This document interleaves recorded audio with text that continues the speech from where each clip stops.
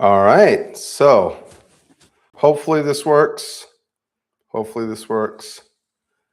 So this will be my first live stream. I've decided to do these live streams because I was recording my workouts and trying to edit and put them together into videos for my channel. But I think I'm going to do more focused, dedicated videos for various things I want to talk about. But as far as showing my actual workouts, I want to actually just do this live, and I think it'll be easier because I'm kind of gotten to this thing where I have a backlog of workouts that I filmed and I still need to edit and put together. So I think this is going to be hopefully a lot more straightforward. Now I am working out some of the kinks right now.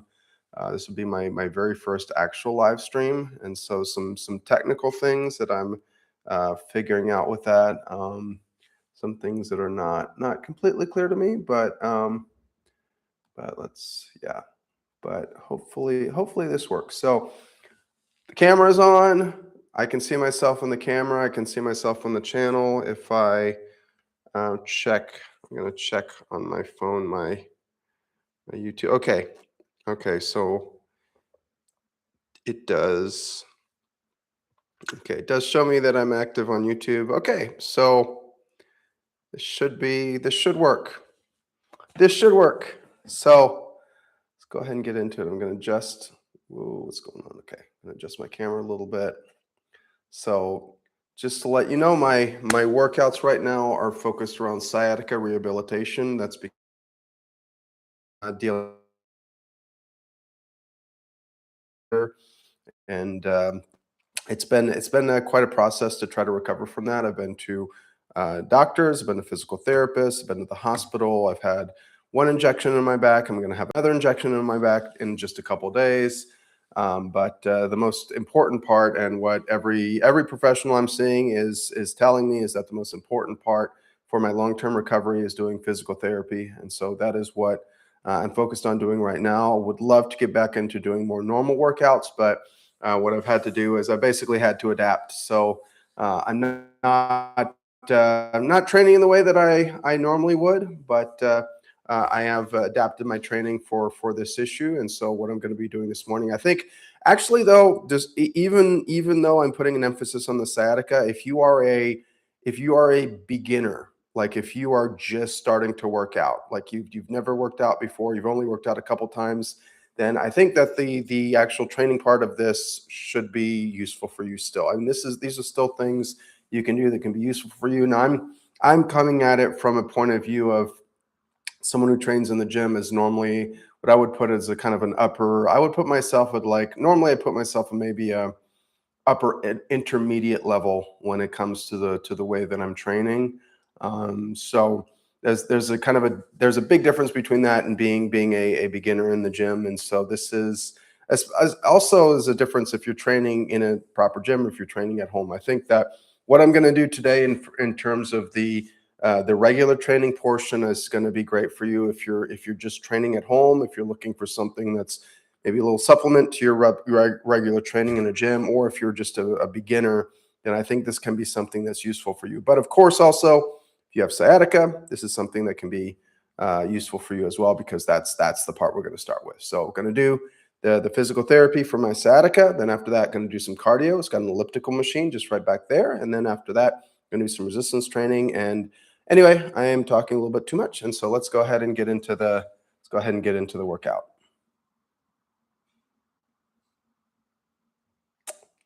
Let's try to make sure. Okay. Yeah, that should work. That should work.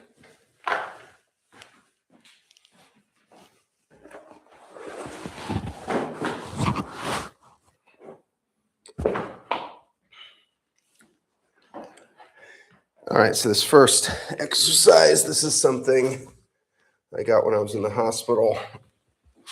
So something I like to start off with to just release the tension in my lower back, and also get a little bit of blood flow.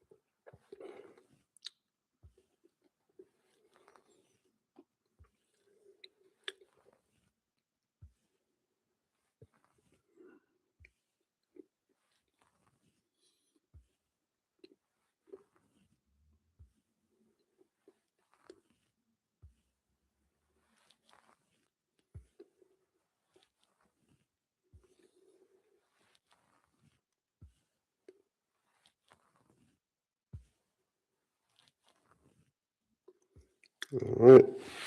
So did about 20 repetitions. From here, going to be coming up. My hands and knees. You know what? I'll show this from the side. I think it'll be good to show this from the side.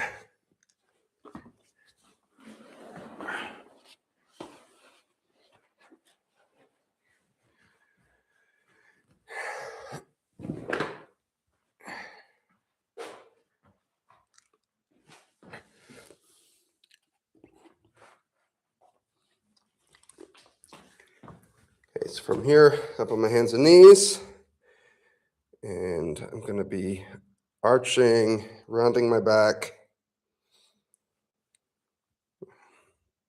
focusing with that and doing pelvic rotations.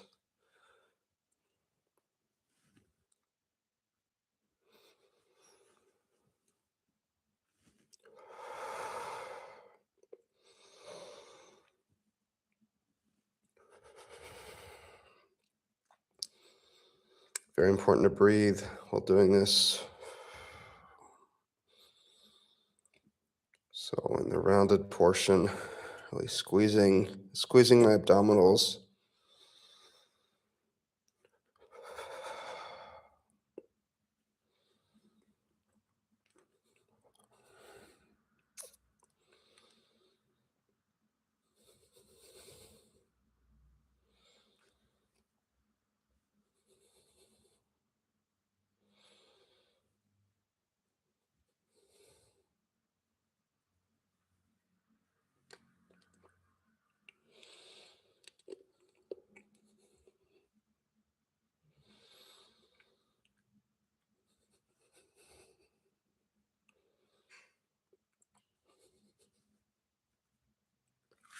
All right, from there, I'm going to be going side to side with rotating and turning my hips. Going side to side.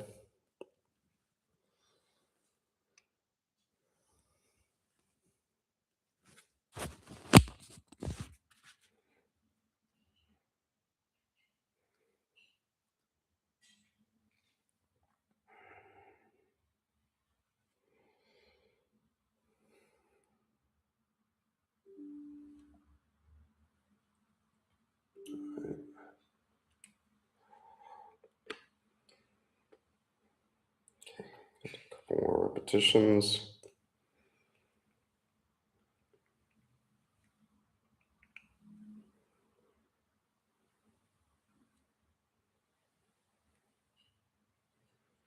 Okay.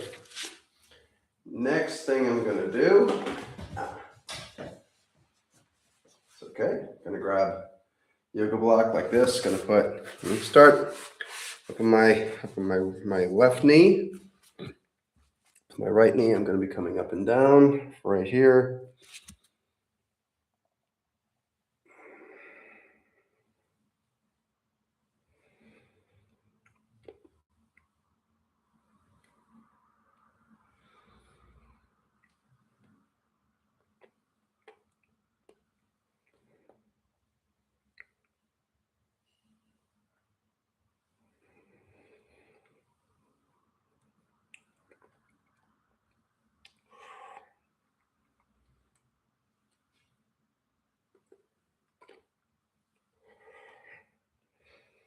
Going up and down with the leg.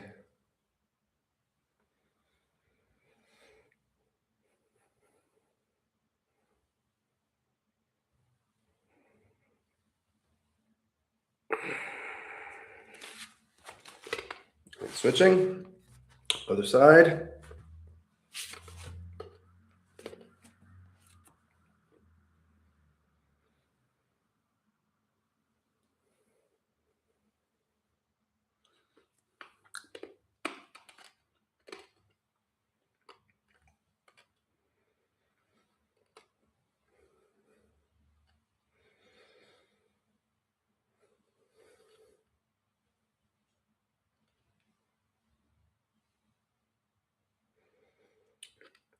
It's going up and down.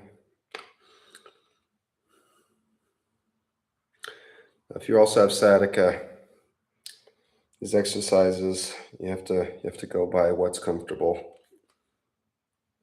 So if an exercise, let's say if you're kind of early on dealing with sciatic pain, maybe some of these exercises can be maybe a little bit irritating, then take it easy. Shorten your range of motion, do less repetitions. You don't want to, the idea is to stimulate the area around the area that's injured so it can get stronger and can recover, but what you don't want to do is irritate it more. All right. So from here, I'm going to go ahead and grab another yoga block right here. Like this. I'm going to lay on my side. I'm going to put one yoga block under my head. Like, okay, yeah. This is covering my head. Okay, that's not going to work. That is not going to work. All right. Let's flip that around. So, put yoga block right here between my feet. I might need to move this mat a little bit. It's okay. From here, so out my right leg, lifting up like this.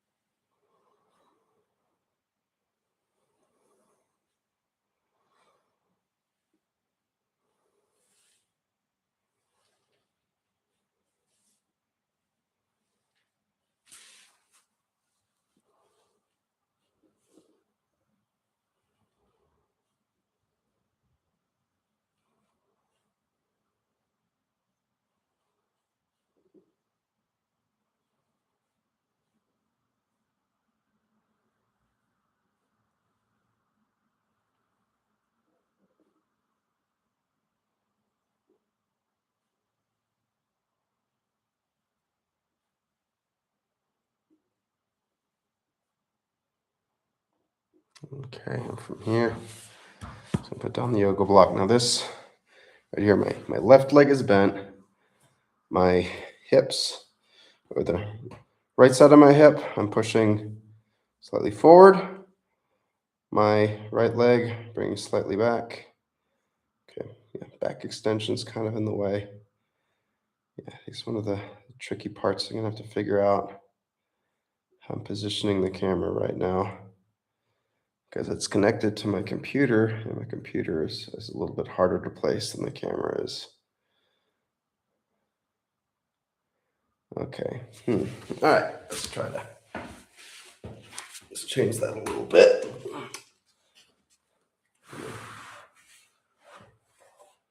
Okay, that should work. To be a little bit better. A tiny bit better. Let's see.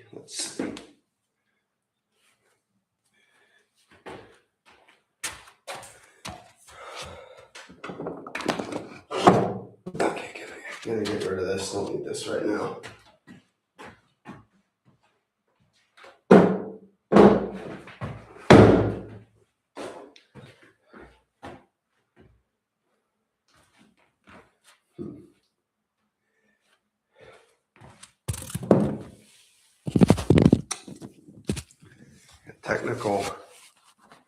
Technical difficulties.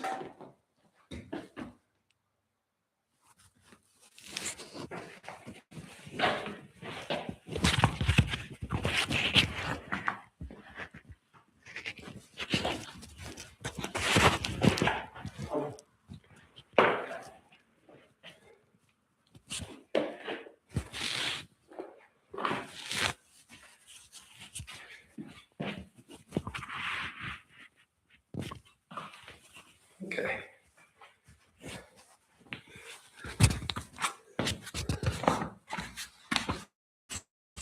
All right, laying on my right side from here.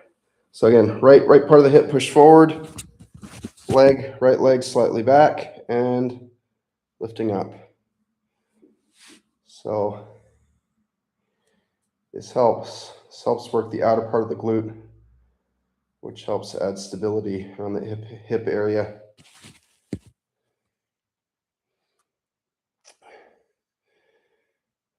See, these exercises have kind of two main purposes. One is stimulate blood flow around the area where the sciatic nerve is, or where not the sciatic nerve. The sciatic nerve runs straight down along the leg. That's more about where the impingement is, or in my case, where the disc herniation is, kind of strengthening the muscles around that area so they can be more supportive and can be overall less painful.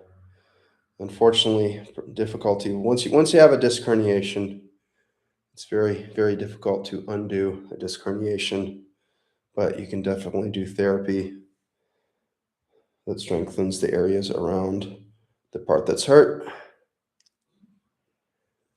I can hear my dog out there. The boy whimpering. Okay. All right, we're gonna do the other side. Okay, that's how it looks on screen.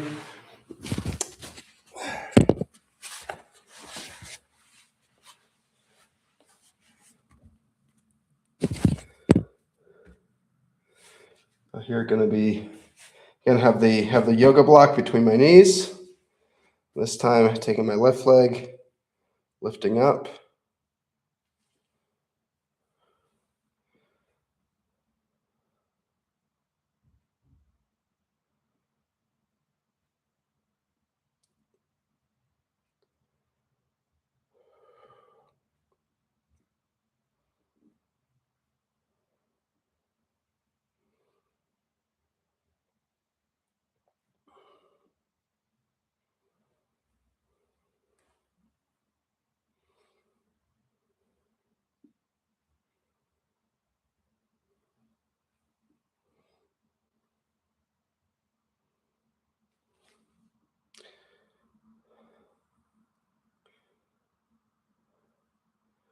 Now, what I was first told is that I have degenerative changes in my spine, putting pressure on a nerve root.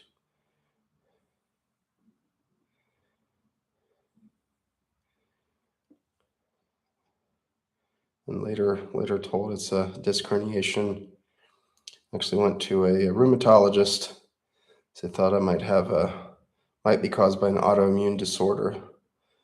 Thankfully not. It's not caused by the autoimmune disorder, even though I technically have the genetic markers for it. But my rheumatologist believes it's just mechanical. So he sent me back to my neurologist. I'm gonna do a couple more repetitions. All right. So now this time it's the right knee is bent. My left hip pushing forward. Very important. I'm not sitting back. I'm not bringing my left leg in front. I'm bringing my left leg back, slightly back, and pushing my left hip forward and lifting up.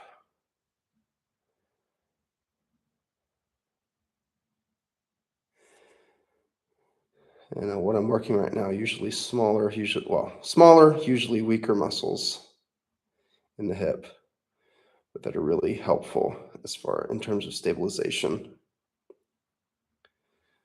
So the stronger you are in the area around the area that's hurt, the better.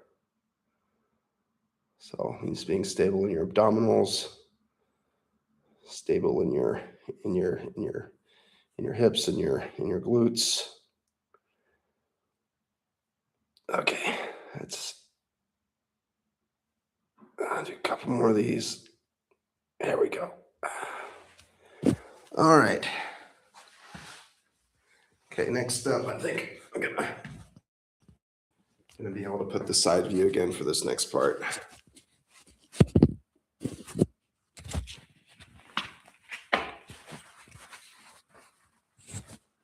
It shows I got two viewers. I don't know, it might just be, I think one of those is my wife. I think one viewer is my wife.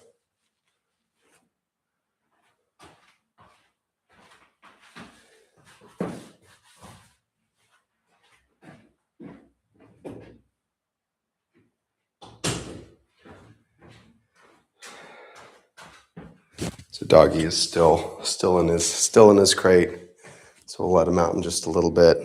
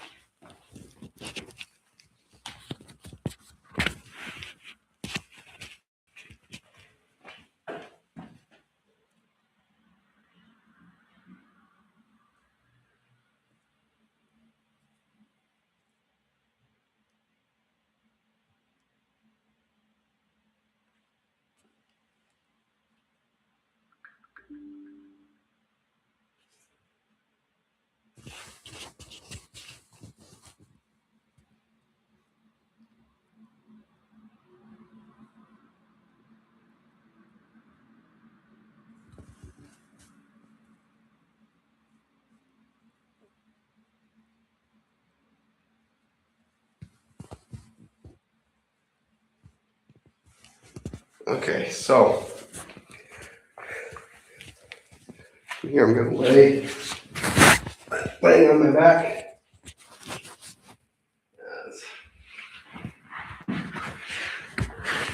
It's the back extension. This is killing me right now. Okay.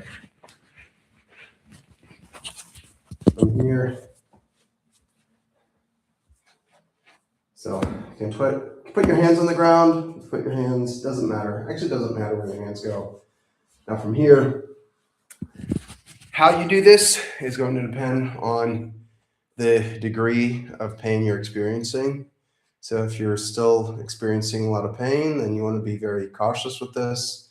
Do very short range of motion. If you've been recovering, if you're doing better, then you try to make a bigger range of motion. But essentially, you're going to be pushing up with your hips. Now, start feet planted on the ground. From here, pushing up with the hips. Now, if you've got to go by how basically your range of motion. Well, how sensitive your back is feeling is what's going to determine your range of motion. If you're trying to do a big range and it feels like it's irritating your back, then make it a shorter range. Now, I'm starting off with a shorter range right now, but I'm gradually going to make it a bigger range. So bring my hips all the way down and then pushing all the way up.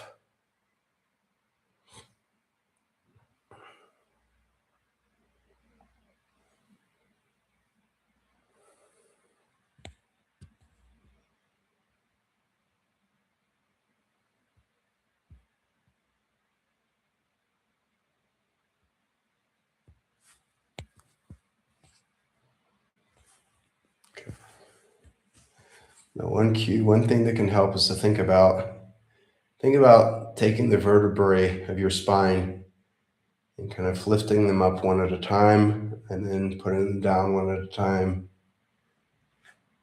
But if you can, if it's comfortable, try to go as high as possible.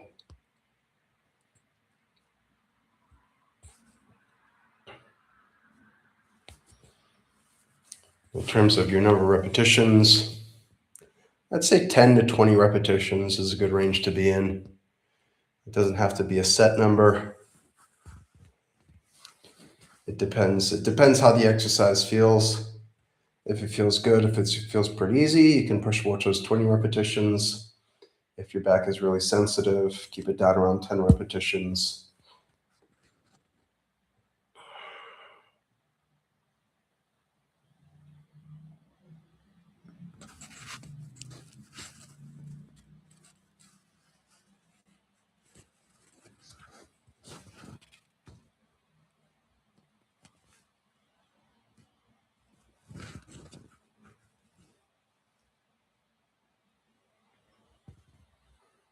Okay. I'll do just a couple couple more repetitions, and then I'm going to switch to doing one leg at a time. So from here, okay, coming down, I'm going to start with my right leg. So taking my left foot, I'm putting it out a little bit. My heel is touching the mat just to give some support, but I'm pushing up with my right leg.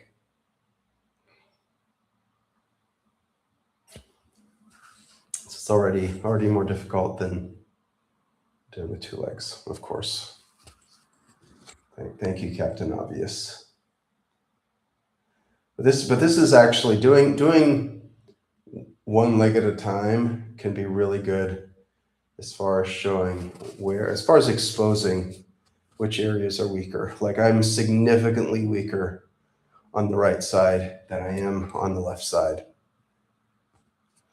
And it's not so much about it's not because I've significantly less muscle on the right side. It's just the stimulation, the activation of those muscles, especially when, especially because of the sciatica.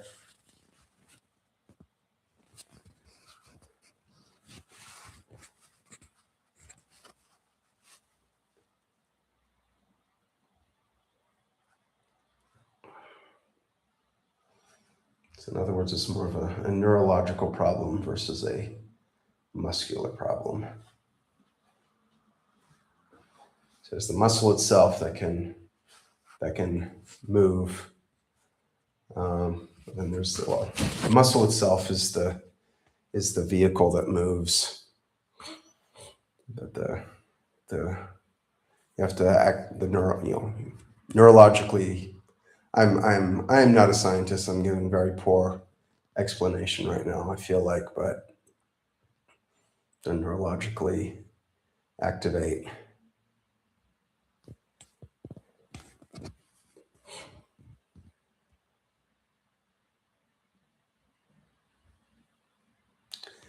Think of it this way. Say you're on a construction site. You've got a big, like, bulldozer, and you want to use that bulldozer to move some dirt. But the problem is the bulldozer itself, you got a big bulldozer.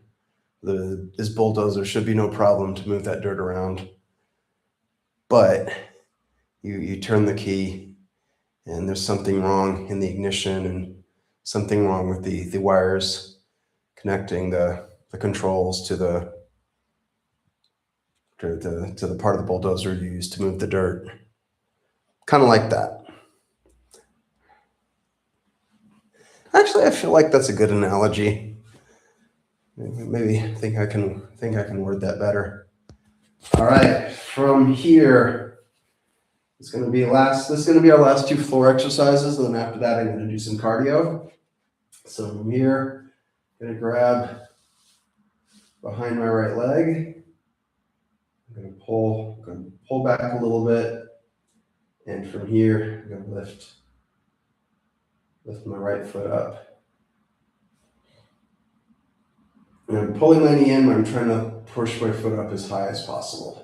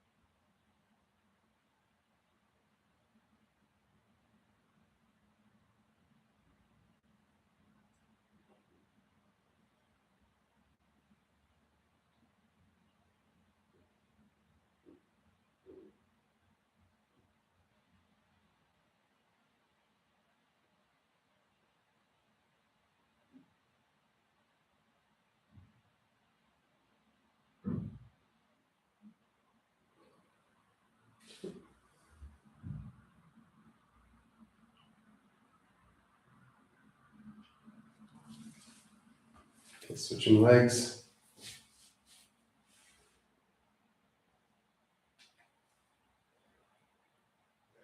It's kind of weird. tell me what I'm doing. You can see what I'm doing, but I'm sending it anyway.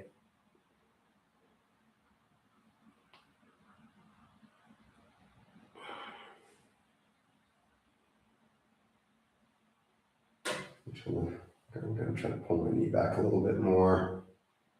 Try to raise the foot as high as possible.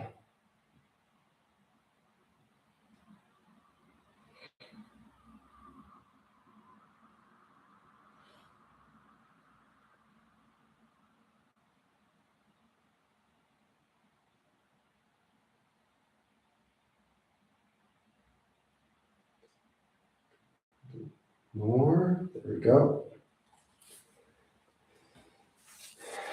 Okay. The last exercise on the floor. And starting with my right leg, and I'm just going to be lifting my leg straight up as high as possible.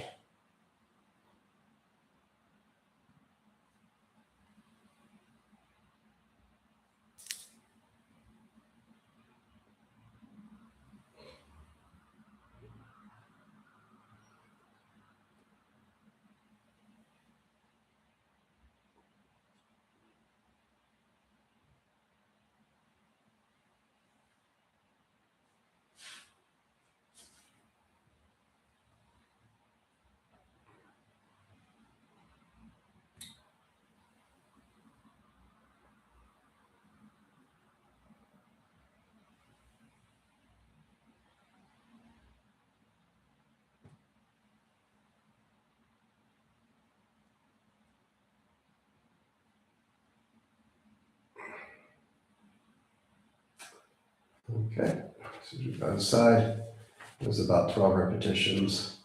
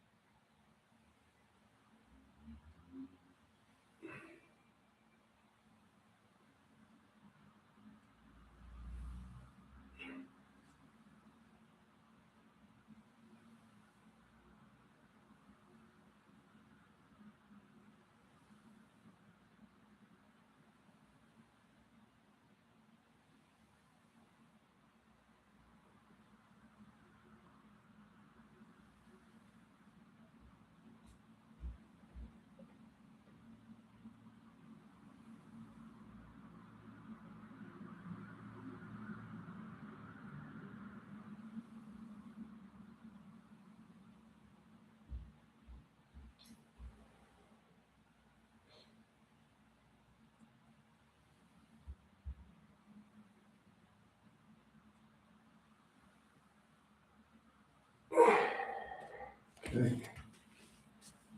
Okay. I'm just going to do some small, very small hip rotations. Just going backwards and forwards.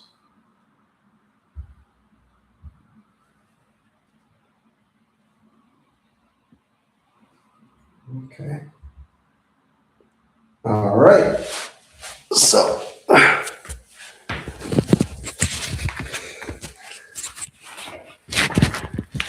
all right. So next up.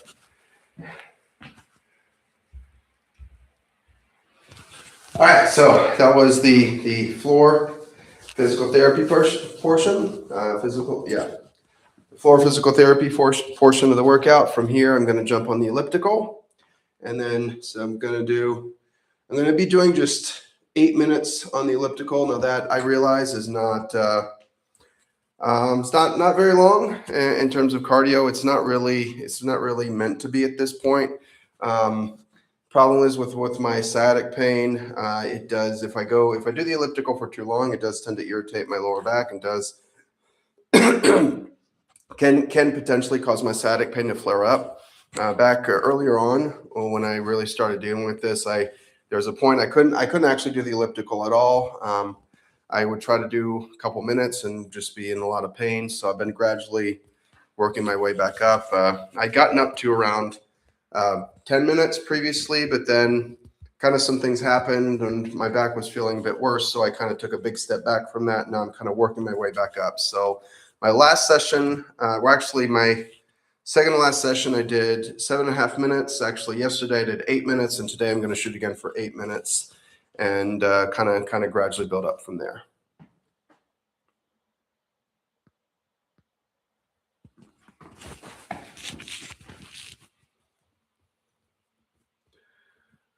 So we can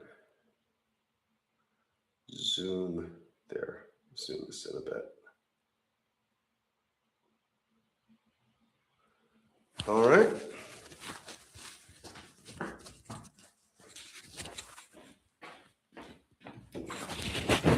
baby.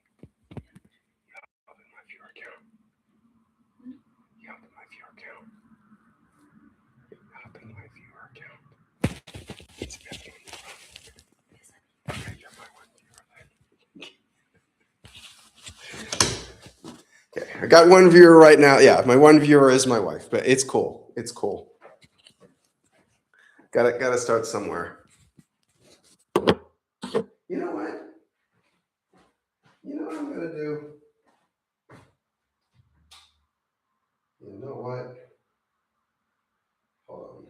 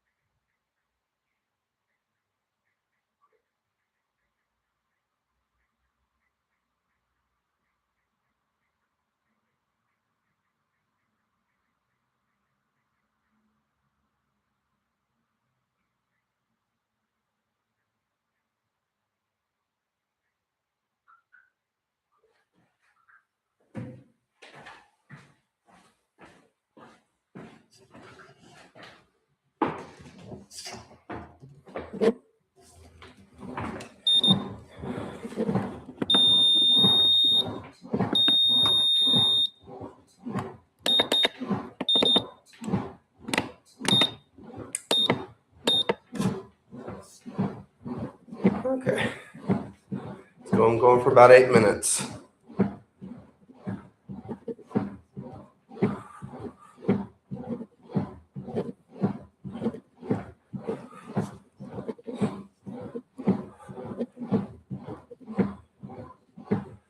Slow it down a little bit. So I try to go too fast, that starts to irritate my back. And slow it down just a little bit.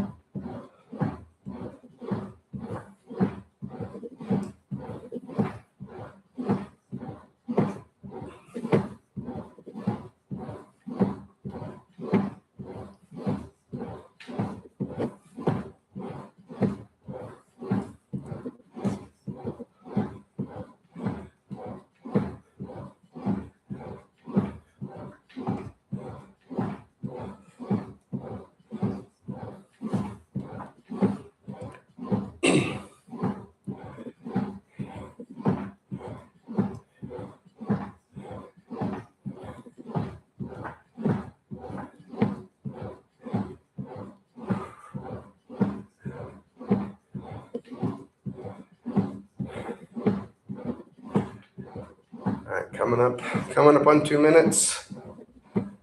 Feeling good so far.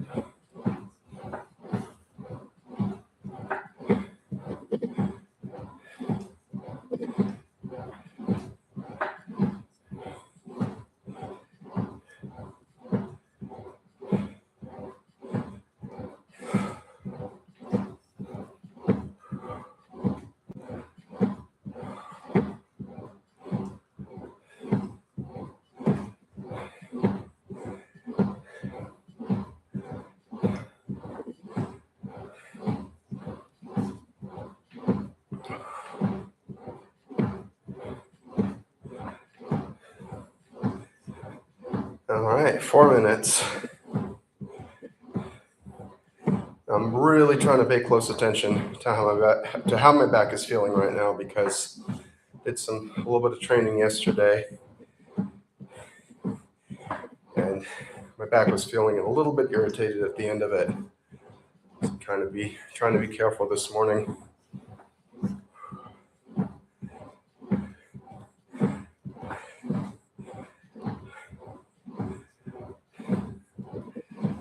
It's also going to have a possibly long day at work. It's going to be walking a lot.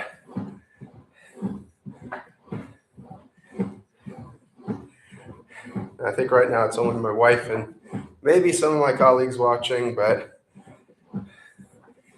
just so you know, I'm a full-time tour guide in the city of Prague.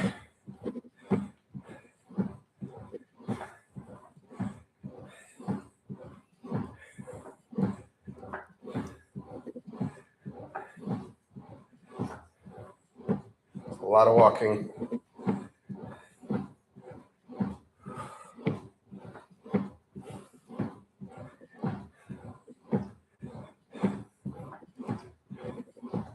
Actually, a lot of walking with a backpack. That's the thing I have to be careful about. Walking by itself is all right. Actually, walking by itself is good. It's walking with a backpack. That's the thing I have to be careful about.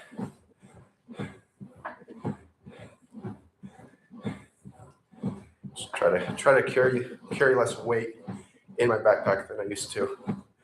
I used to carry a bunch of extra umbrellas to hand out in case it rains. Now I don't do that anymore.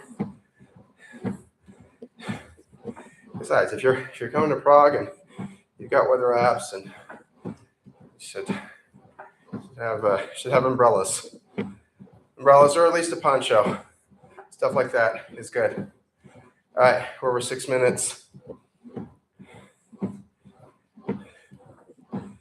Again, going for 8 minutes.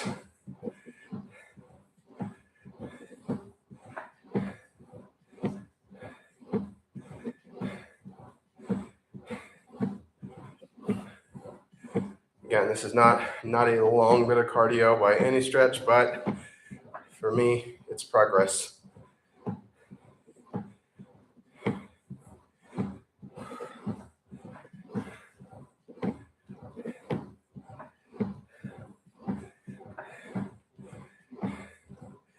It's always important to measure your progress by where you used to be. So before my sciatic problems, 10 minutes was that was a warm-up.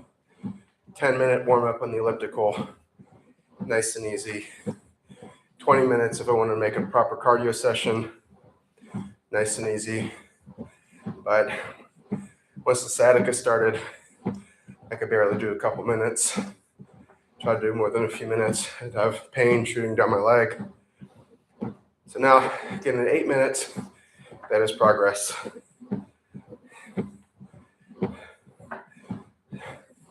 But also, think about this kind of recovery though, it's not about trying to go as hard as possible.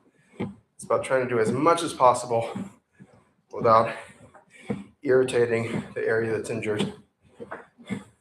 So it's a different kind of mindset when it comes to training. It is tough though. If you're used to training hard, then it's really tough to change. But we are at 8 minutes. I'm going to go ahead and slow it down. All right. All right.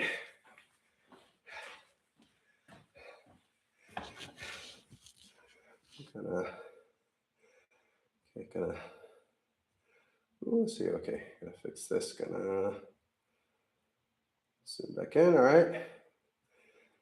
Let's make some adjustments. Okay, now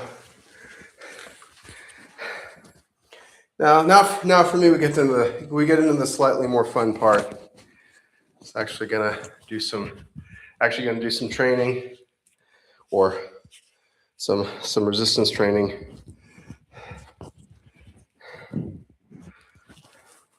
what I would consider more normal training.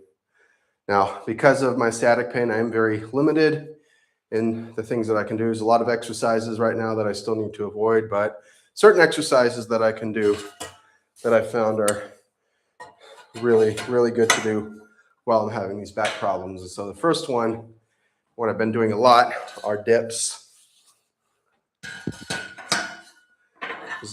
Dips put basically no pressure on the lower back at all. So let's get this out of the way. Facing this direction. Get this out of the way. Now, the way I like to do dips, now you see I've set this pretty low. That's because I'm going to start off with some warm-up sets. It's always good to do some warm-up sets, even with body weight exercises like this. The thing about dips is they're a great exercise, but they can put your shoulders into a little bit of a vulnerable position, especially in the bottom part. Especially if you're trying to get a really deep stretch, can be a little bit vulnerable for the shoulders. But the thing you want to do for that is you want to take some time to get a good warm-up in. So that's why these are set very low. You notice that for these, my feet are touching the ground. Actually, my main sets I even do with my feet slightly touching the ground, and that's because for me it's more important to get a full range of motion going all the way down, especially getting a deep stretch, and then trying to get more repetitions, kind of going more for volume with this. But anyway, first warm-up set, I'm going to be doing a set of 12, and then I'm going to actually raise these up for my second warm-up set. Now that's going to be just a set of 6, but with that very little assistance from my feet. And then my regular sets, I'm going to be shooting for around 12 to 15 repetitions approximately, with trying to use very little assistance from my feet, or not even assistance from my feet, support. I'm not even really pushing off my feet. I'm just my feet are there just to kind of support. But anyway, I'll do first warm-up set. So here, down.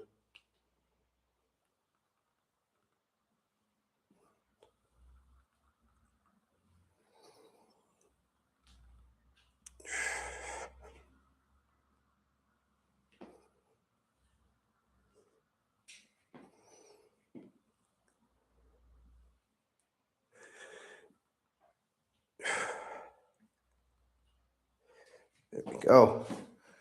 Okay, this first warm-up set. Just going to raise it up a little bit.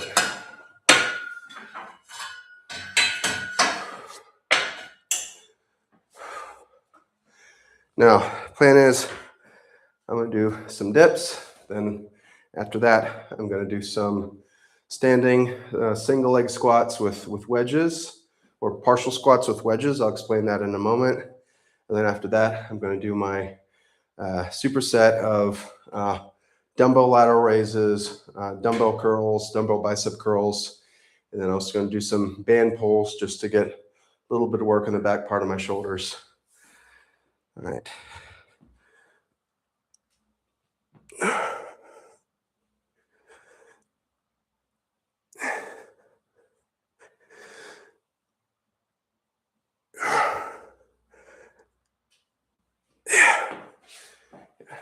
Trying to go deep into that stretch.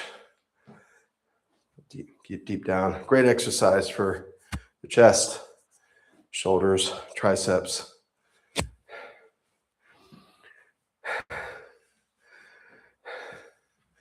It's one thing I feel like I've been able to somewhat maintain.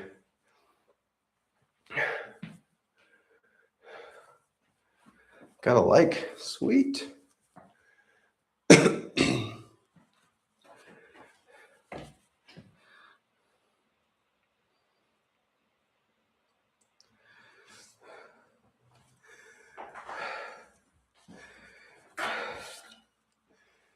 All right.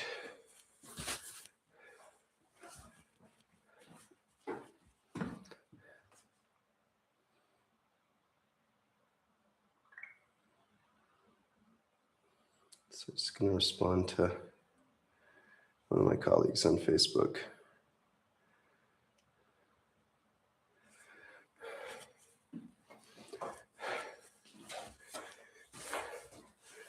All right. And go into the working set. Yeah, so if I'm going to shoot for around 12 repetitions. Now, if I'm really trying to go close to failure, really as I go into the set, probably going to be helping myself with my feet gradually a little bit more. Just try to get as much work possible. The great thing about this exercise is that it really doesn't put any pressure at all on my lower back. If anything, because I'm supporting myself like that, it actually releases tension in my lower back a little bit. So this actually feels is exercise that feels pretty good for my lower back. Now it is different from doing something where I'm pulling up, hanging. That actually pulls on my back a little bit too much. So if I'm trying to do a pull up, that irritates my lower back. But if I'm trying to do dips, that actually feels quite good. Anyway,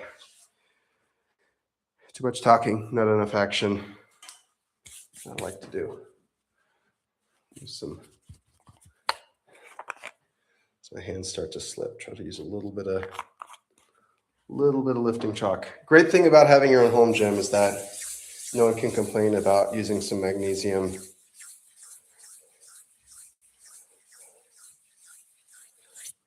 Like that so my hands aren't slipping. So I don't have to worry about my hands slipping and just focus on the exercise. All right, here we go.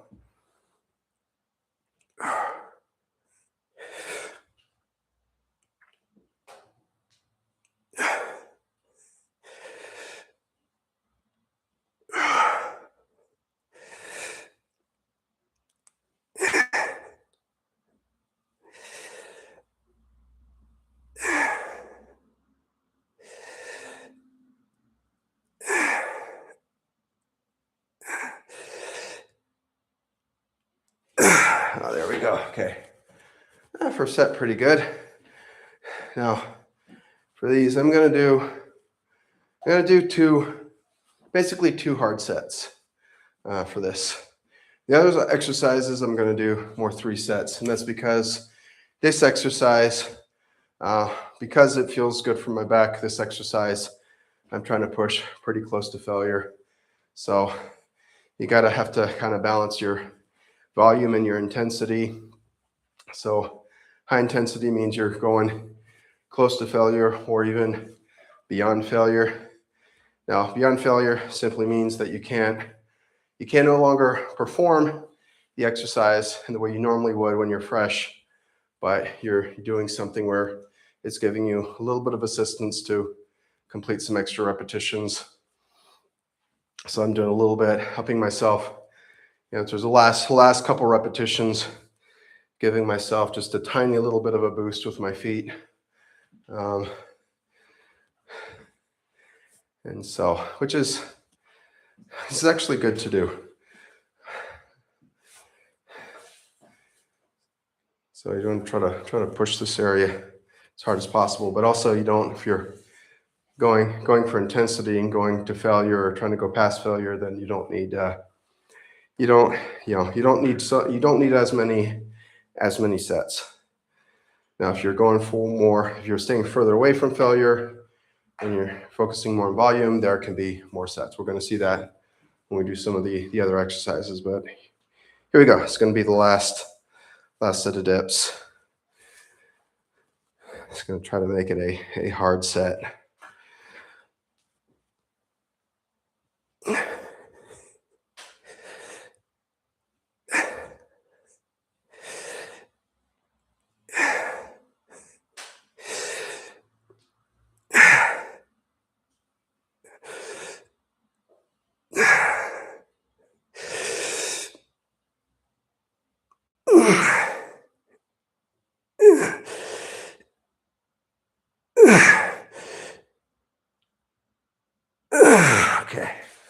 Okay, that was good. That was good right there. All right. So there, yeah, that was just 2 sets. But two hard sets going close and even a little bit past failure. All right, next up.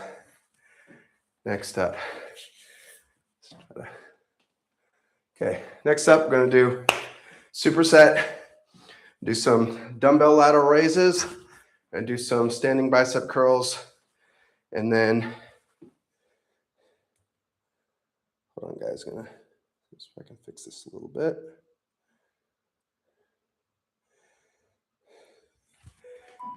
Okay, yeah.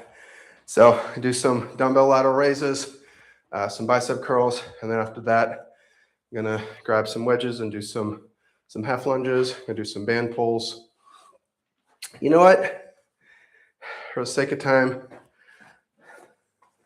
I'm gonna make it a tri-set. There's no reason to do the band pull separately. So if you do exercises, if you can combine exercises and do them back to back, it can be a great way to save time in the gym. Also, what's great about this portion is that this is extremely easy to do at home. All you need to have are basically some kind of dumbbells, an elastic band, and yeah, that's basically it. All right, so to warm up, I'm gonna start off nice and easy. These are just 4 kilos. I'm gonna start with lateral raises. Now these, depending on how your back is feeling, you can do them either staggered like this, or you can also do standing with your feet together, whichever feels more comfortable. So with my sciatica right now, I like to do these staggered. It does feel a little bit better.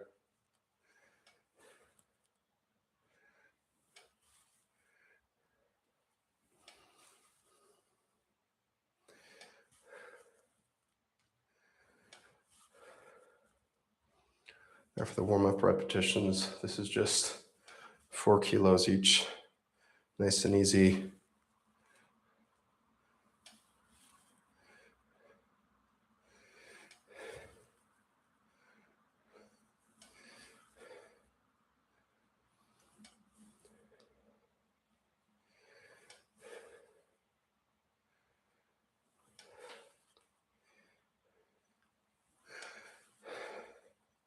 All right, now from here, I'm gonna do the curls.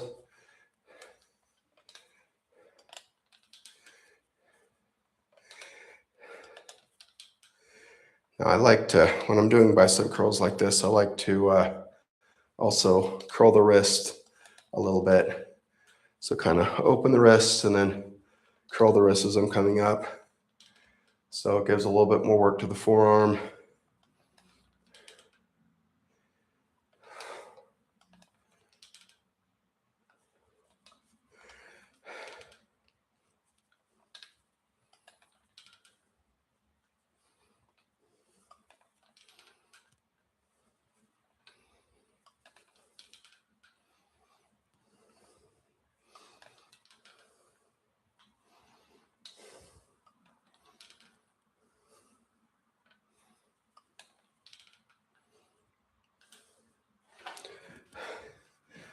All right.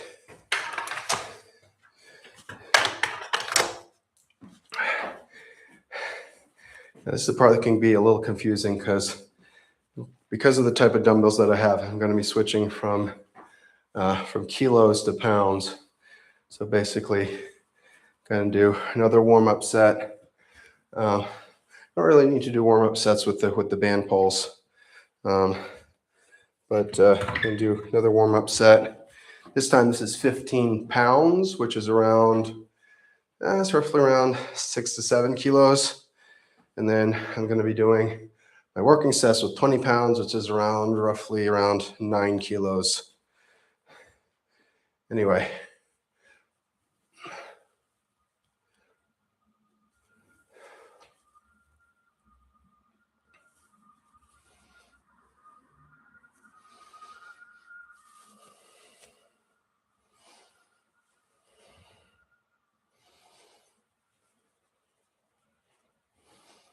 Okay, now this is still warm-up sets, so I'm just going to do about eight repetitions.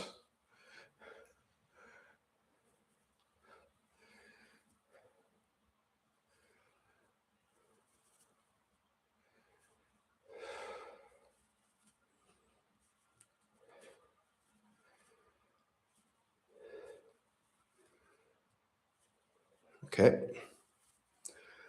All right.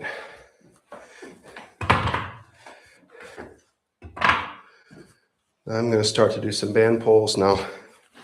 If you're just jumping in, one thing about my workouts is that they're focused around me having sciatic pain and still being in recovery from that. So certain things I'm having to avoid.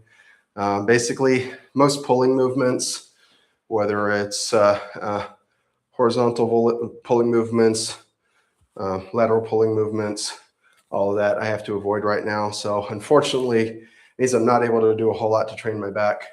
Like the chest, the shoulders, the biceps, the triceps, can do plenty of work for that. But my back is definitely an issue as far as training that. So one thing though I'm doing are band pulls. Now this is just for giving some work to the back part of the shoulders, the real delts. Doesn't do a whole lot for the back, but at least it can do something for those rear delts so that they'll be conditioned for when I actually, at some point, I'm able to get back into regular training and start to do regular back exercises again. And so for this exercise, to grab the bands apart. Now, how closely you grab the bands is going to determine how much resistance you have. So of course, if you're grabbing closer together, it's going to be much more difficult. Further apart, it's going to be a bit easier. But from here, it's going to be pulling straight back. See there, I'm going to grab a little bit closer. So it gives some work to the back part of the shoulders. Basically, those rear delts. Definitely not optimal for hypertrophy training for sure. In terms of resistance, you want to have more resistance in the stretch part of the movement, but in terms of doing an exercise that works the rear delts without putting any pressure whatsoever on my lower back, this is a great exercise.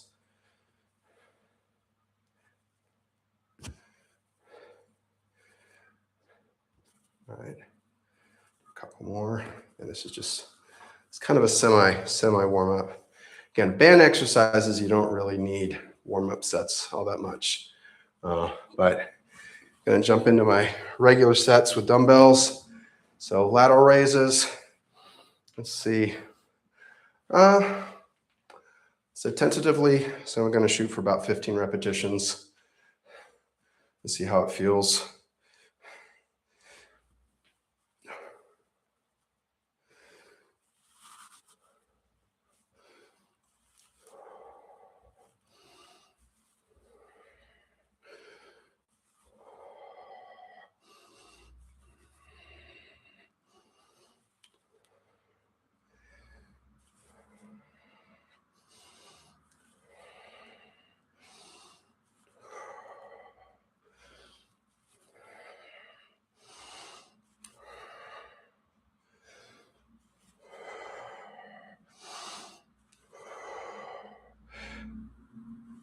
Okay, yeah, that felt good.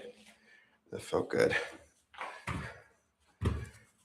Just gonna shake my arms out for a few seconds before jumping into the bicep curls.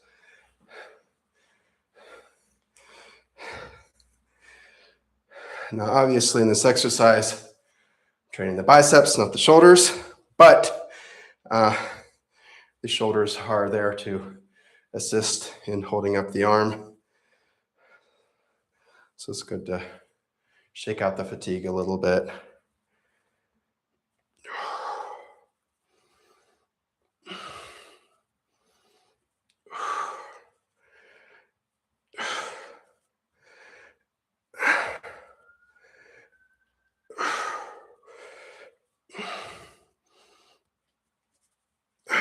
I can definitely do more repetitions. You know what I'm feeling? I'm feeling the rear delts. It's not the lateral raises it's not my middle delts from the lateral raises that I was feeling doing those bicep curls. It's more the support from my rear delts.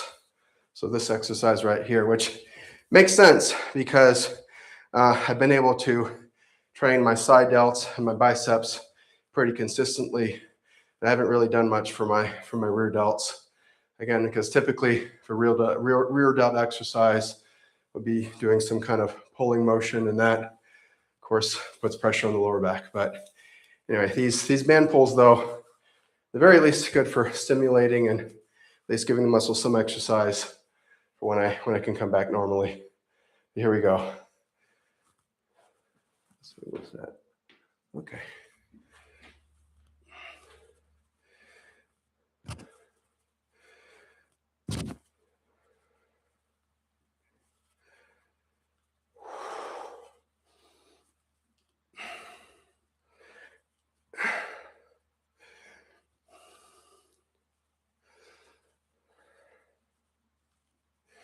There we go. Yeah. Yeah, I can feel that in the back of the shoulder. I'm gonna grab some water real quick. Un poquito de agua, por favor. ¿Qué pasa? Ah, sí.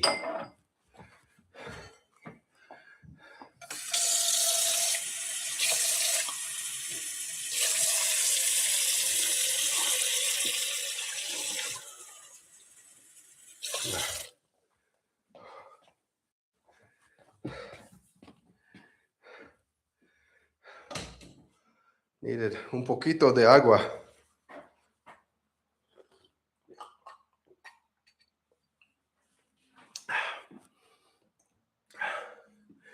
All right.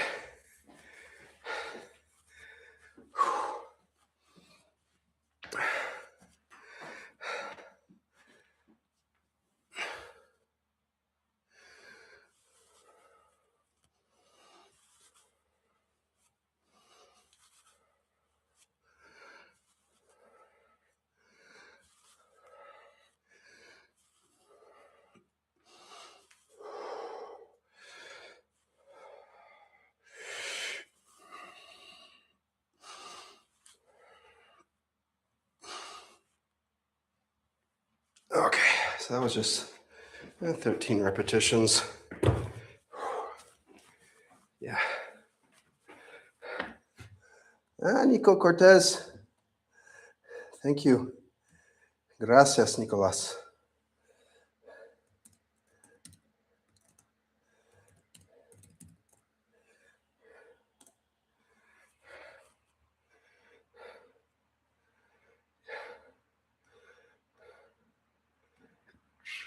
Okay.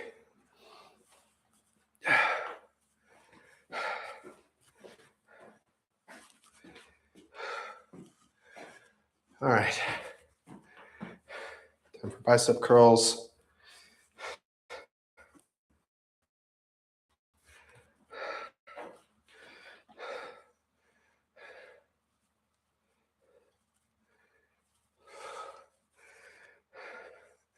I like to try different foot positions to see what feels more comfortable.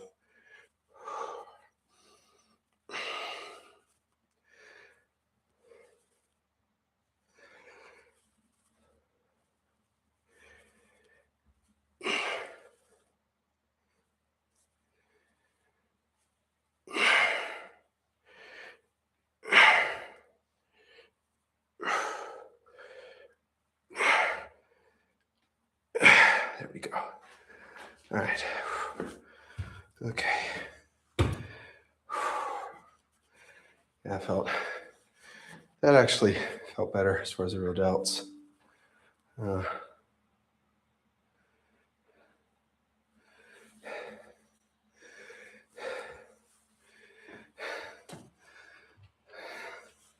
So one of my colleagues is asking if he can pay me a membership and work out in my house. Oh, we could work something out.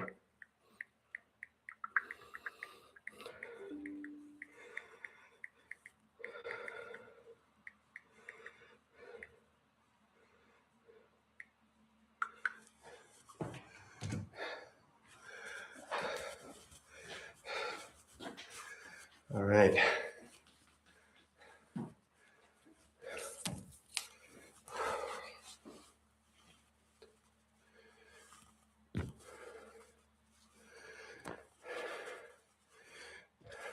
Did take too long of a break there between sets. I do realize that. To try set shouldn't be taking long breaks, should be going back to back.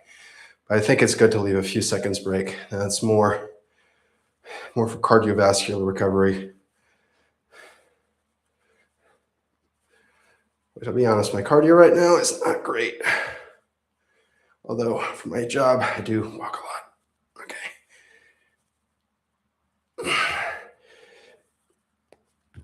Okay.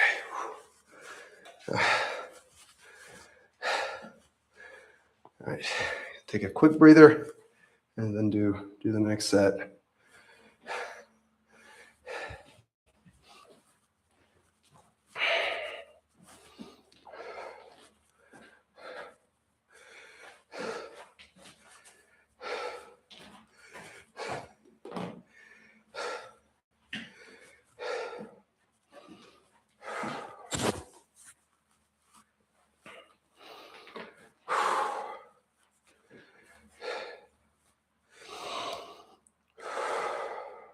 All right. So I did 15 on my first set. So about 13 on my second set. I'm going to go for 12 on this set. And take a very short break and then do bicep curls, very short break, band pulls, and then move on to the last couple exercises. Here we go.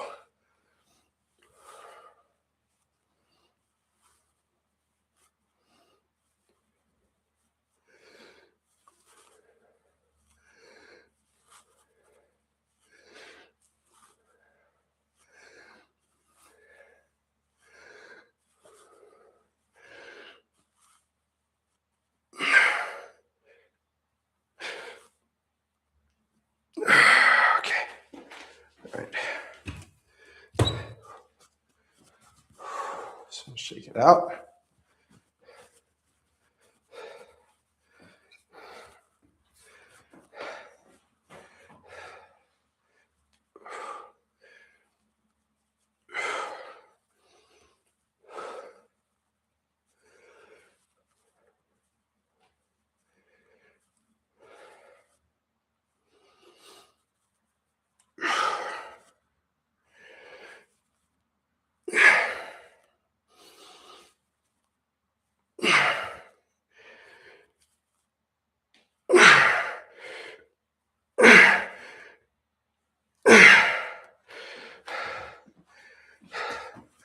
Now, I have to say, bicep curls, if you're doing them properly, should not be a problem for your lower back, should not be a problem for your pain. However, though, if you're one of those people who likes to rock the weight a lot when you're doing your curls, then that is your back. So if anything, I think sciatica forces you to be more strict and more careful when you're doing the curls, keeping your body in a straight position and then just using the bicep to lift. All right. So I'm trying to grab a little bit closer. Also trying to keep my arms a little bit straighter.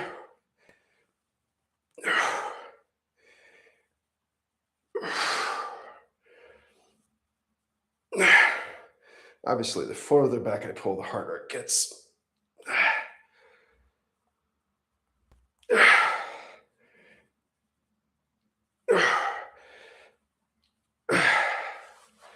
Now, even though this is mainly working my rear delts, the more I try to pull. The thing about these is mainly focused on my rear delts, but the harder it gets, the more I try to pull, the more I start to feel my lats starting to tense up a little bit. So it's not really working my lats per se, but statically, it's causing them to tense up, which is still totally fine. But as far as my sciatica is concerned, it's more what I don't want is tensing up in the lower part of the back. That's what I don't want. But anyway, that's kind of it for upper body. Now, there's just two more exercises I want to do. One is I'm going to pull out this nice little wedge right here. And from here, I'm going to do some single leg squats with the wedge. Really single leg half squats. Now, normally with half squats, I would want to have a full range of motion, go really deep into the squat. And normally something like this, I would like to have it up on some kind of platform, which allows me to go really, really deep and then come all the way up. But the problem with doing that is that it does put my back in a bit more of a vulnerable position and does affect my back in a way that it causes more irritation and more pain. So for this though, using the wedge, I'm using the wedge because it does put more of an emphasis on the quad. From here, bringing my foot back. Now, first set, I'm going to do, I feel weird talking without my whole head being in the camera frame, but my first set is going to be unassisted, and then like my last two sets, well, we'll see about my second set. My last set is probably going to be assisted right here, and also with the assistance trying to go a little bit deeper. But from here, come down.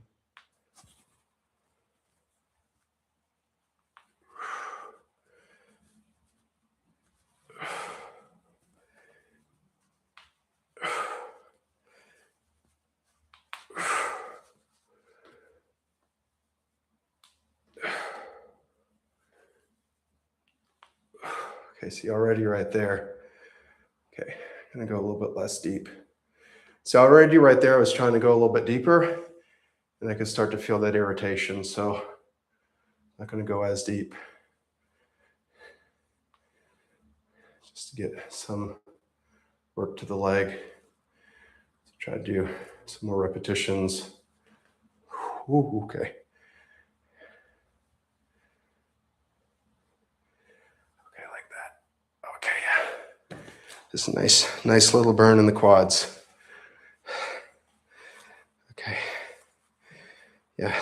So there I was trying to, early on, I was trying to go a little bit deeper, but that wasn't a good idea. So you have to see. I'm going to be, in 2 days, Wednesday morning, I'm going to be getting an injection into my back. Should help alleviate some of the pain that I'm currently experiencing. Maybe accelerate things as far as my physio and recovery.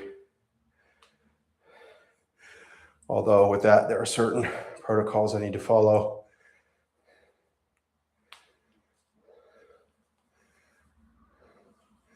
So I have to be very cautious. It's right there.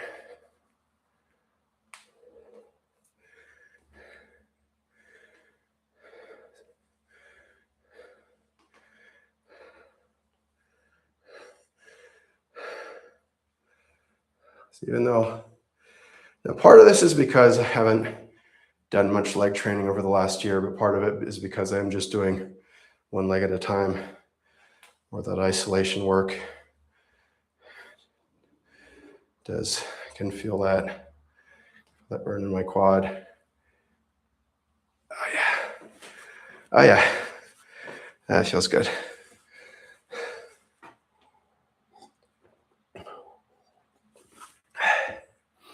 You know what? I think I'll let ¿dónde está Perito? The Perito, he can come.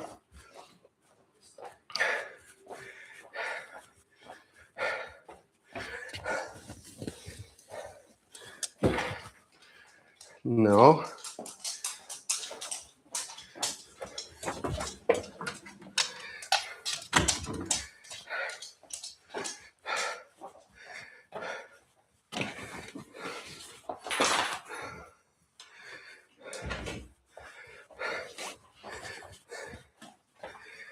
All right, so normally doing these, I've been doing most of these exercises assisted.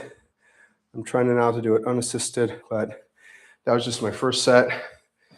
Now, next 2 sets, I am going to be doing, when I say assisted, I'm not actually helping myself by lifting with my arms, but what I am doing is I am just touching right here for some support, just to help, just to give me some balance. So I don't have to worry as much about stabilizing, and I can focus more on the quad, because I notice it's more these areas right here that are getting tired than the quad itself. And I do need to work more of that stability for sure. Hey, buddy. How you doing? Look who's here. Look who's here. Look who decided to show up. What you doing, buddy? What you doing? Oh. Nah, he's too interested in mommy this morning. So mommy's the one who's going to take him out. So he's waiting for mommy. He'll come in here, but he's like, yeah, whatever.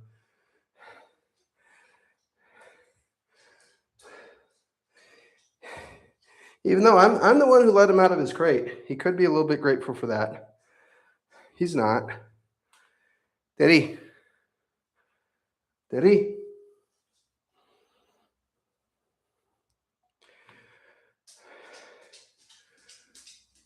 Okay. All right. What you doing, buddy? What you doing? What you doing? What you doing? What you doing? Good morning. Good morning. Good morning. Good morning. What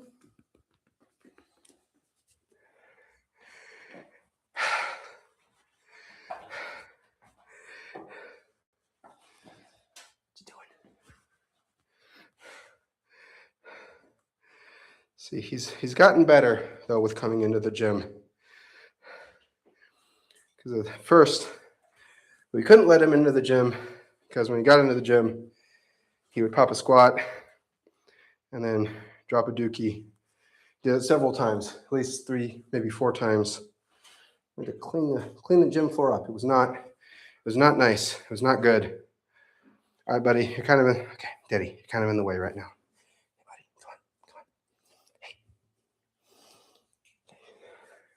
Hey, buddy, come on. Hey, Daddy, come over here. Right there. Good boy. Good boy.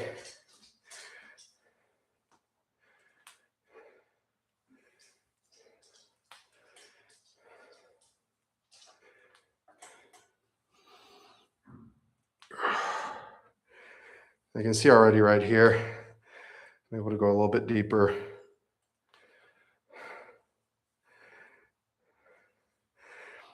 And I think balancing myself here also takes some pressure off my lower back as well.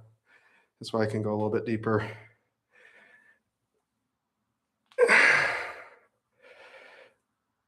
Okay, that's good. Now these, by the way, I am not trying to do the failure. I need to fix this thing so I can, you know what, I'm gonna adjust it a little bit. Put a little bit higher up there. Okay, this is not cutting my head off as much, but yeah, these, I'm not doing a failure. This is more just to try to maintain a little bit of what's there. You know, it's kind of a bad sign when, like, I weighed myself last night. I'm actually 2 kilos lighter than the time I weighed myself before, but I feel fatter, which is not a good thing.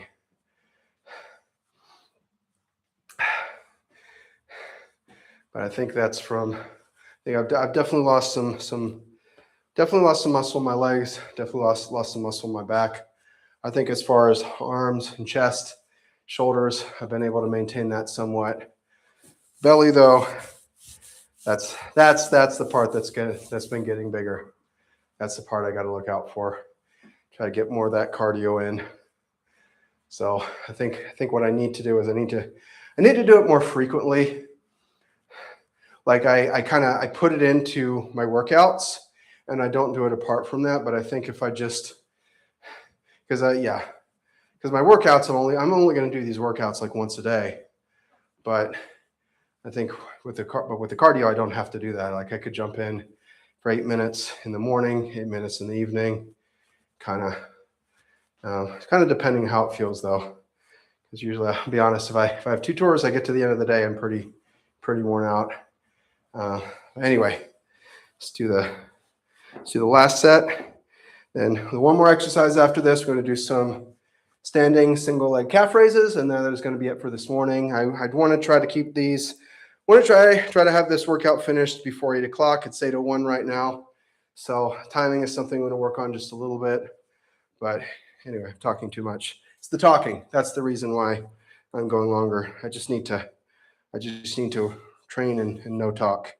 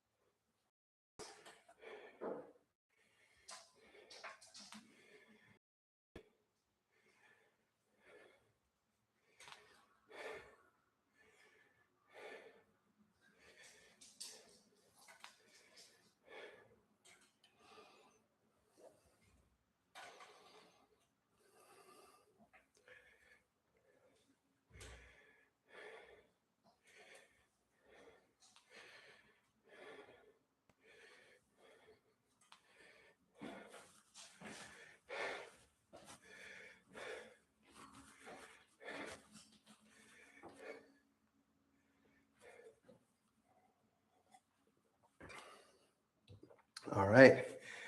So last exercise of the day.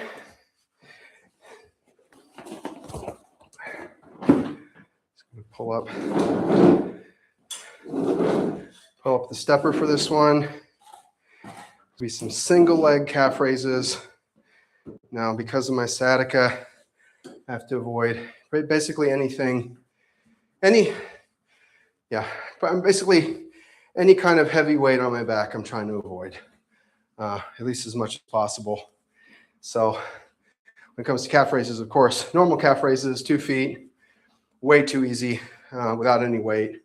I mean, normally I've been doing, before my injury, I was doing Smith machine calf raises, and that I was like 90 kilos and putting 90 to 100 kilos on the bar. Good focus on getting a full range of motion all the way down.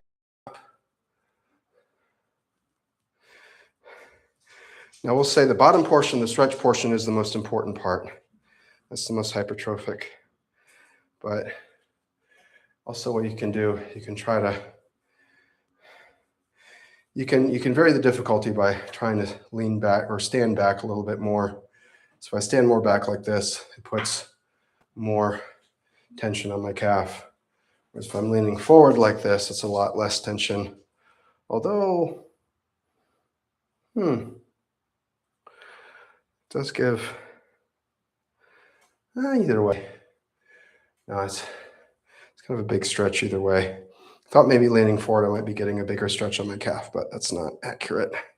Now, for some reason, when I do these, I don't feel exhaustion so much in my calves, but I start to feel exhaustion more in my glute area. So I'm not sure. I have to ask my physical therapist why that is. Hey, Teddy, ¿qué pasa? What you doing? Teddy, what you doing? What you doing? What you doing? Anyway.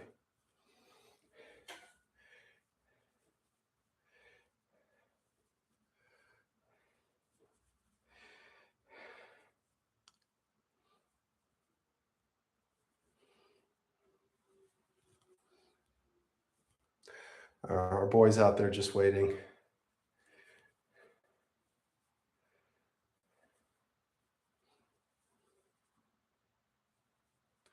okay. My wife will take care of him.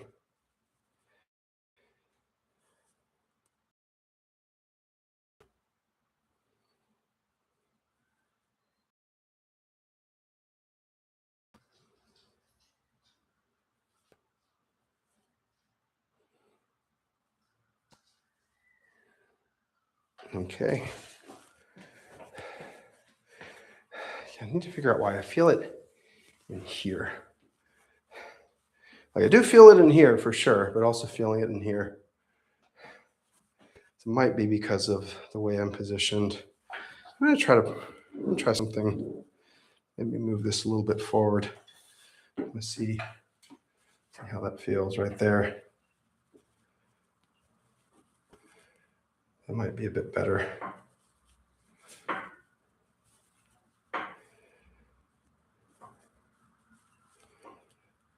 Yeah, there I do feel it really in the calves.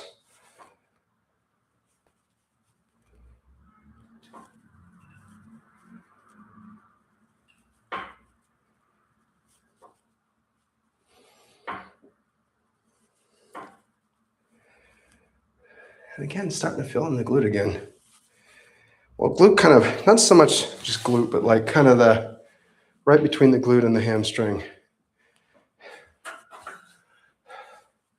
Now, I don't normally feel that. If I have weight on my back pushing down, it doesn't normally feel that way, but as I play around with the position a little bit.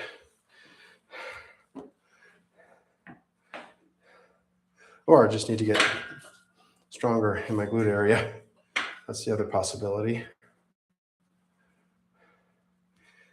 I'm training calves. I don't want to stop my sets because of another part of my gut body giving away. You know what I'm saying?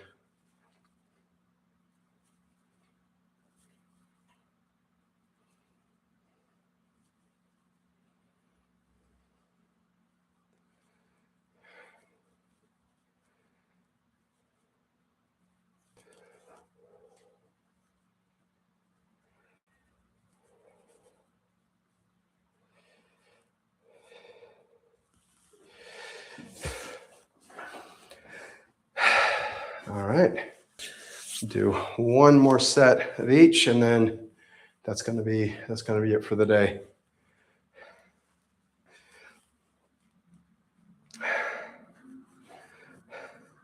So my favorite exercise for calves are leg press, calf raises, and I would love to have I was watching a video the other day. It was a garage gym reviews and a really good combination leg press hack squat. Would love to have something like that. Problem is space, money. Space, big problem. Money, kind of a problem as well. It's like almost $5,000. Maybe someday, maybe someday. But yeah, combination.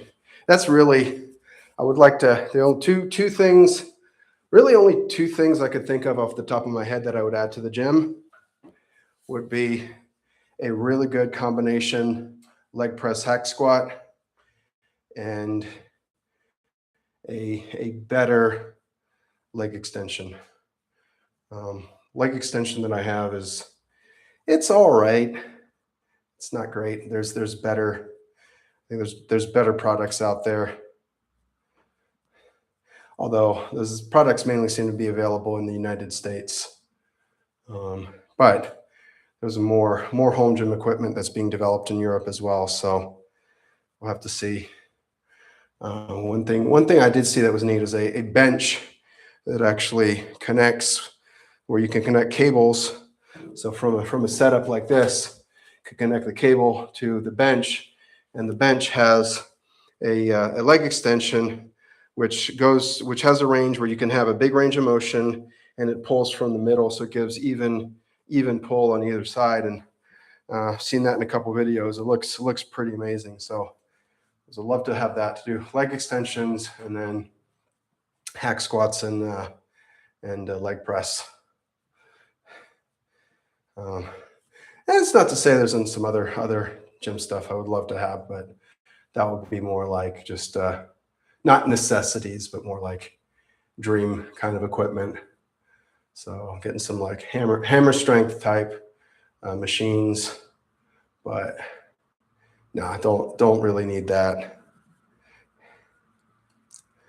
I mean, basically what I have here, minus like minus the two things I mentioned, pretty much have everything I need.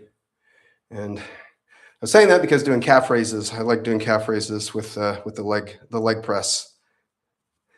So I love the position for it. You can put a lot of weight. Gives really good work in the calves. But anyway, thank you guys. That was it for today. Thank you guys for watching the video. Thank you guys for following. Thank you to my wife for being, I know, my one person who stayed through the whole thing. Of course, going to be posting this to YouTube so you guys can rewatch it, and maybe, if you want to follow this later. Again, the first part of this training is focused on doing physical therapy for sciatica. But then if you're not dealing with sciatica and you're more of a beginner in the gym, then I think that the cardio and then the resistance training portion of the workout can actually be quite good for you. Now this is not, if I was doing my normal trainings, if I didn't have the sciatic pain, I'd be doing things very different. But it's kind of, I think it's kind of all right to can do this. If you want to join me as a beginner, this would be a good launching point, because when my back eventually does get better, and I do believe that it will get better, that I'll be able to do more what I would call more intermediate style training, maybe even advanced someday, but we'll see. I'm 44, pushing 45. I think I'm gonna, so you'll see how far my body can still take me. But anyway, thank you guys for watching. I do plan to post some more videos with some more edited type content. I'm gonna do more things focused on like home gym setup, equipment, and all sorts of things like that. But yeah, thank you guys. This might work better. Okay, gotta figure some things out here. But anyway, thank you guys for watching, and I'm gonna do these live streams. Now that I figured out how to do it, I think every one of these workouts is going to be a live stream. I think that it's going to help me as far as my discipline, as far as starting on time. I've had a problem with that. Like I want to do a certain workout and I don't start on time, so it ends up being a shorter workout. So I think this is going to be a great way for me to be more disciplined. And so basically, normally I'll be doing these workouts on Monday mornings, Tuesday mornings, Wednesday mornings, Friday mornings. Not Thursday mornings, because Thursday is when I have physio, and also I have some other things that I'm wanting to do on Thursday mornings. And then Saturday mornings are complicated, let's just say, because it really depends on my tour schedule. That's a day where I might be scheduled for a 10 o'clock tour, might be scheduled for an 11:15 tour. If it's the 11:15, that I could do these streams like normal, but if it's the 10 o'clock, then maybe I just have to do like a shorter or just physio session for like 30, 45 minutes, maybe something like that. But yeah, it's kind of Saturday, we'll have to see. But at least should be 4 times a week that I'll be doing this. And then in addition to that, because this is gonna actually free me up from trying to film and then cut and edit my workouts, and then I can focus more on doing a lot of the videos that I really want to do, where I go into home gym stuff and more specifics about training, more focused things. So where you're not just kind of gleaning little bits of information from various parts of a 50, 60 minute, 90 minute, 100-minute video. Oh, wow. But anyway, thank you guys for watching, and I will see you guys. We'll see you guys tomorrow.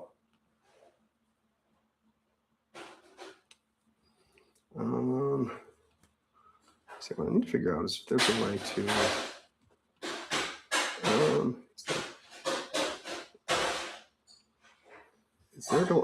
I need to figure out how to add an end card. I need to ask. I have friends who are. I have a friend who live streams quite a bit. So. Yeah, baby, I'm almost finished. I need to figure out how to put up. I created an end title card, but I don't know how to actually put it up at the end of the video. I know, I know, I know, I know, baby. You're about to see me again very soon. So I'm about to step over there into the other room. But okay, I'll figure that out tomorrow. Anyway, thank you guys for watching and have a very blessed rest of the day.